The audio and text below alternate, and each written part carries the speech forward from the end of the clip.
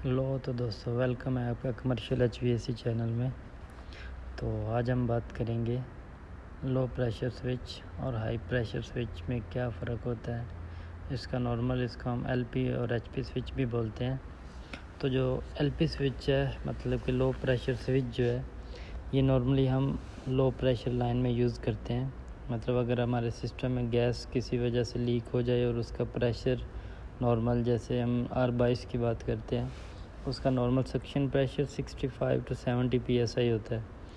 तो अगर किसी वजह से गैस लीक हो जाए और हमारा प्रेशर 65 से नीचे आ जाए, मतलब 40, 30, 25 पे जब आएगा, तो हमारा सिस्टम LP के थ्रू यूनिट को बंद करवा देगा और इससे हमारा कंप्रेसर जो है वो डैमेज नहीं हो सकता।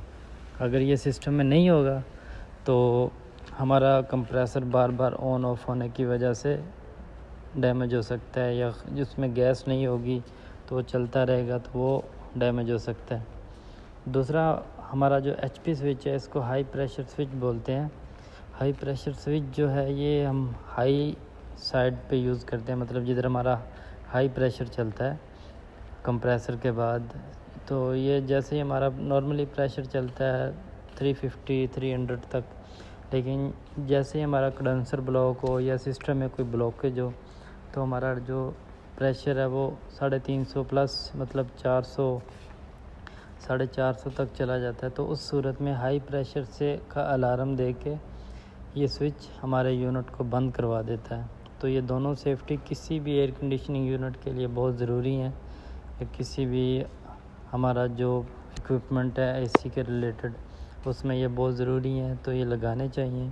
ये दो सेफ्टी हैं जिससे हमारे कंप्रेसर की और हमारे यूनिट की बचत हो जाती है।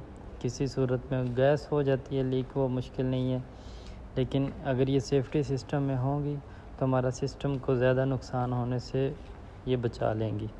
अगर नहीं होगी तो हमारा सिस्टम और ज़्यादा डैमेज हो सकता है। मतलब अगर गैस नहीं होगी सिस्टम में तो हमारा कंप्रेसर चल के डैमेज हो सकता है।